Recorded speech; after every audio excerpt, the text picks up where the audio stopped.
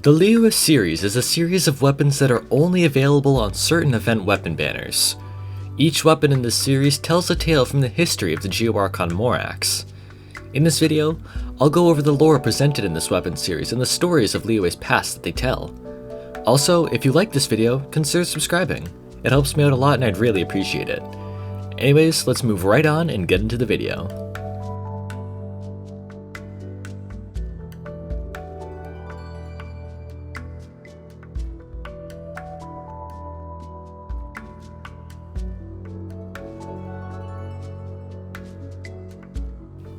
This is the mark of our pledge, and it is also my challenge to you. All my wisdom is hidden within this stone dumbbell. He remembers meeting the young woman with the billowing sleeves, remembers the way she acted solemn, yet seemed joyful when she presented him this token. What a silly notion. There was no formal contract between them. They were merely two people walking the same path for their own reasons. But he remembers the scene of their first meeting anyway, when the glaze lilies were still in abundant bloom. He also remembers those words she spoke at the end, again amid the glaze lilies. Those little people are as small and fragile as dust. Because they are so small, they know not when they will lose their lives to disaster or strife, and so they are afraid. Because they are afraid, they try so hard to become more intelligent. This I understand. So I thought that since there is such a gulf between us in strength, I should use technique and wisdom instead. With your brawn and my brains, this city would surely become a great one. Her final smile was a lovely one, even as her form dissolved into the finest dust. It seems that our journey together has come to an end. As for that stone dumbbell, forget about it, would you? This is the mark of our pledge, and it is also my challenge to you. All my wisdom is hidden within this stone dumbbell. If you can unlock it. Many years passed, and he was never able to unlock that dumbbell, nor would he ever learn what might have followed that sentence. Over the years, the wild glaze lilies too dwindled till at last they were no more.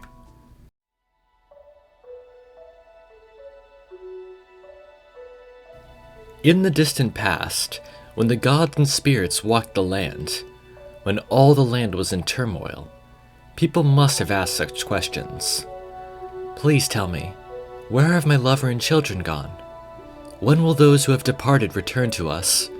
O great Lord, how long will these horrific times persist? Even the hearts of people hewn from the hardest bedrock would crack and break from the pain. Even the eyes of those who remain silent, stoic in their unswerving faith in their gods, would begin to smolder. Even if they did not ask such questions, their hearts would make the sounds. The ruler of Geo thus put forth his might, and carved a long blade from a pure slab of golden core lapis. With a single slice, he cut a corner clean off a mountain, and upon it he swore a most solemn oath to the people. Those scattered he would gather, and those who broke the contract he would punish. Those who had lost their loved ones, those robbed of their possessions, those deprived of justice, they would receive recompense. Perhaps this is but one of the many tales that shroud the ancient land of Liyue, but the solemn oath that Rex Lapis swore is nonetheless at work within it. To break a contract is to make an enemy of this land where gods once ruled, and sooner or later, the mountain Rex Lapis cut will fall upon those who break contracts. A legend still circulates, saying that this weapon's true owner will one day return to walk among mortals. Then, this sword will once again gleam gold, and its light will cut through the greatest of the world's injustices, just as it did when Rex Lapis made his solemn oath before the people.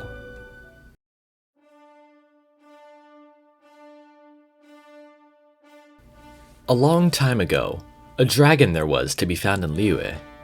Not a dragon that soared the skies, but one whose abode was the mountains. Indeed, this ancient dragon of stone was as large as the very mountains it called home. The legends say that it slumbered in Nantianmen, seeming not at all unlike the surrounding hills. But when it awakened, even the tiniest movement or the slightest stretch, that would cause the earth to tremble and shake.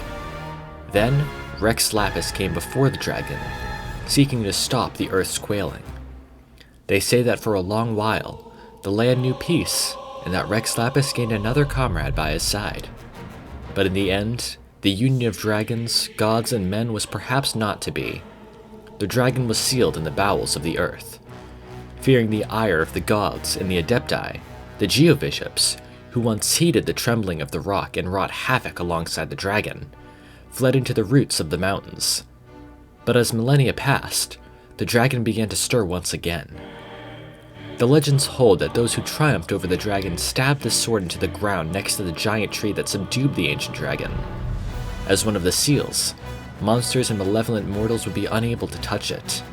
Indeed, if the legends are true, only those with hearts as pure as clean mirrors could even come near it. Yet, if those legends are true, how did the sword come to be lost?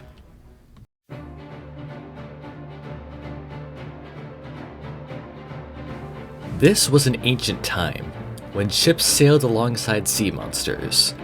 In those days, Liyue Harbor was not at peace, not from those creatures from the deep.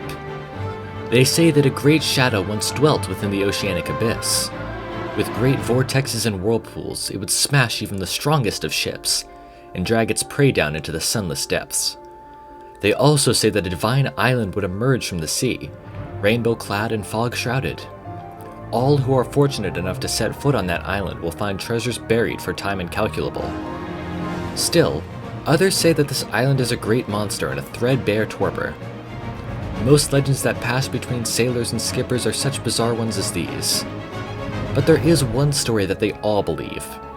They believe that Rex Lapis once wielded a spear that pierced the rainbow, pinning the churning vortex that had once terrorized the oceans into the center of the deep sea.